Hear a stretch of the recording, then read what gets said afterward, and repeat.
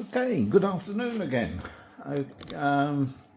Right, so just thought I'd do a little bit of an update on my medium format. I haven't really done much. The weather's been awful. I haven't really done much any testing with it yet, so that will come in the later video.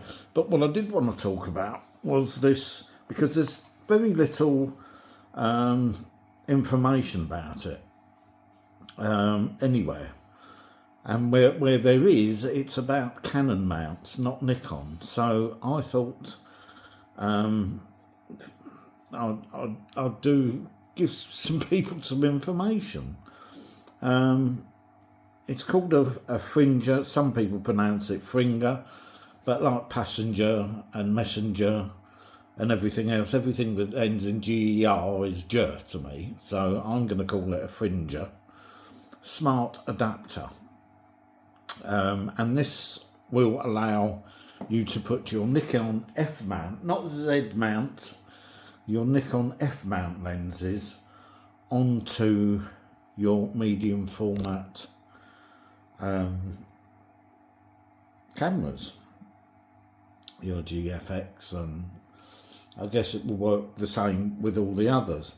Now, there's one important fact. Now, I was talking to somebody who was using one of these on a Canon F mount, and I asked him what mode does he use it in, because I think there's a misunderstanding here. Now, I've read the manual, and I think people might find this helpful. If you go into the menu on here, and you come down to here, it should focus on that, and you can see there's a 35mm format mode.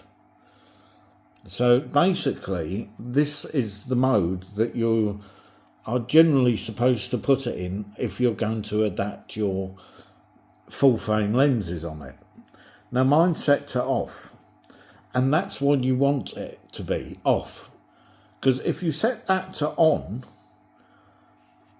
then I think that what that allows, I think a lot of people have been saying, oh, they put their lenses on it, their full frame Canon lenses on it, and there's hardly any fringing on it at all. Any vignetting, fringing, vignetting, couldn't think of the word for a second. Yeah, so there's no vignette on the images, but that's because when you put this adapter on it, it will automatically go into this 35mm format mode. Okay, because I think it comes with it on. So you have to turn it off to get the full sensor. Otherwise, I don't see the point. If you're going to just, this is an 100 megapixel camera. So when you use it, you want the full 100 megapixels. If you're going to use it in a 35mm format, then you might as well just use your full frame camera. I really don't see the point. It kind of defeats the object.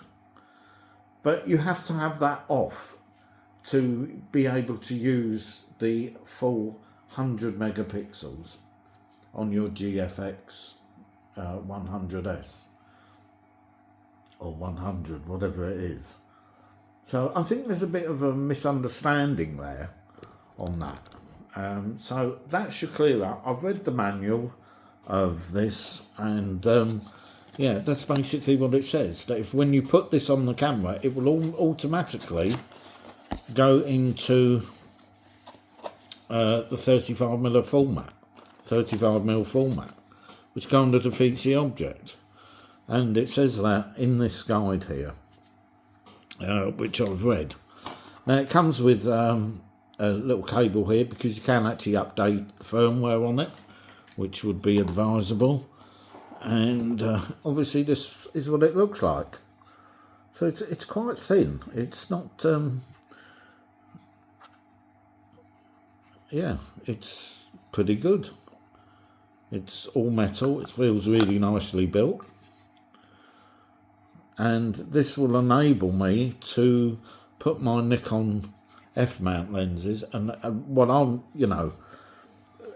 using 100 megapixels and a 500mm lens, it's going to be like a 1500mm. I mean, I've not worked it out exactly, but the amount of cropping you're going to be able to do with that, and that's what I'm looking forward to trying out.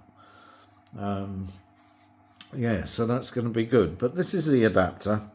As I say, it's expensive. It's nearly £500. Now I managed to get one for 300 off of AliExpress.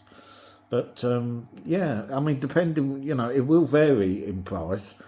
But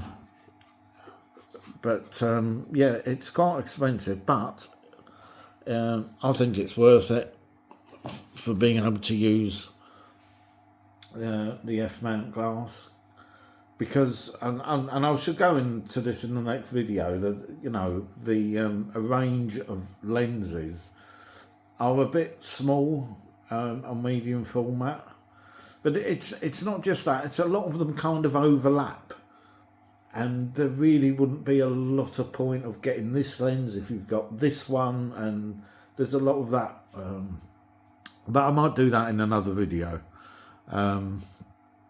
But as I say, I think a lot of people, I've been watching people's videos and nobody really talks about this. But when you put the adapter on, it will automatically go into the 35mm format mode. Now, I'm not exactly sure how many megapixels that is, but it won't be the full 100. That may be, I can come back to you on that and find out what actually the megapixels is. But yeah, so you've got to turn that off, and of course the vignette might be, I don't know, I will test this out and I'll see what the vignetting is, how good or how bad it is, or how little or whatever, which won't really matter, I don't think, for bird photography. That's not really going to be a problem, but obviously if you were shooting other things, that might be an issue. So I will, once I do some testing on this and test this thing out properly, then I shall let you know how that works and whether there is vignetting, because everywhere I've read so far, people, and it always seems to be on an EF mount lenses, so I don't know whether the Nikon version is fairly new, because there's very little information or videos on it at all, which is why I've done this one. So I don't know if this is a newer, maybe, than the Canon, the EF versions. But they've all kind of said there's not much vignetting on the images. But that may be because when they're putting it on, it's going into the 35mm format. So I will test this and see what it's like in both the 35mm format and with it off. But I think with it off, you'll be getting the full 100 megapixels, whereas you're not going to be in the 35mm format. And that kind of defeats the object, because you might as well just put it on your full frame camera. I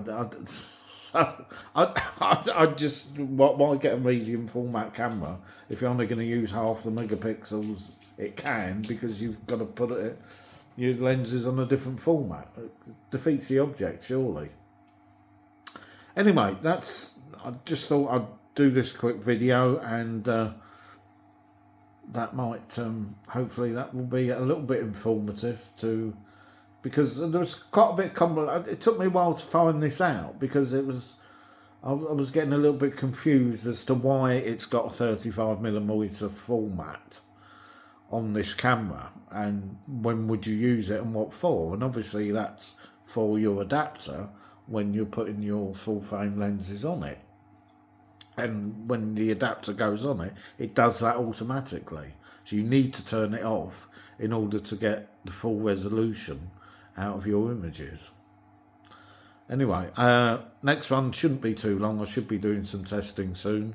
So till the next one.